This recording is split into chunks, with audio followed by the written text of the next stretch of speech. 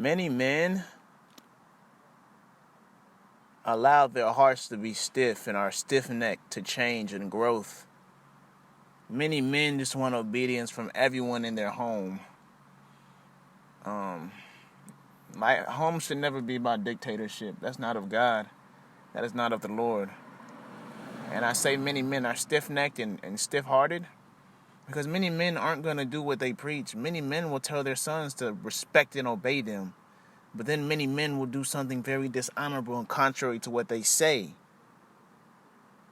And men who are stiff-hearted and stiff-necked are very contradictory men, very hard men to understand, very untruthful, very dishonest, very bad leaders, and very horrible leaders. They may be honestly decent dudes, but if you're if you're too stiff-necked to learn, you're not a much. Same thing with success. You might be super duper talented, but if you're not willing to take the correct steps, talent don't mean anything. Same thing with fatherhood. He could be a decent dude, but he's a horrible father, or a horrible leader, or a horrible husband. He's out here cheating.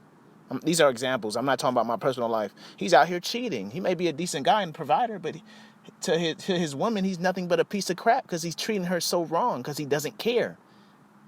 So, I mean, there has to be more accountability because my heart says it, and I understand. Not because my heart says it, because this is what I believe. That's simply what I believe. But yes, in my time, we're gonna have men. Hopefully, me.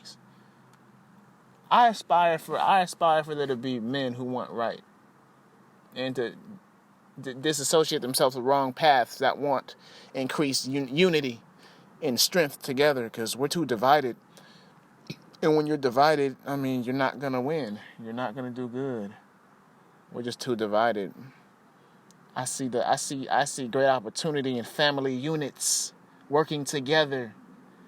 2, 3 plus kids, that's a record label right there. 2, 3 plus kids, that's future philosophers. 2, 3 plus kids, that's future anything. It starts in the home.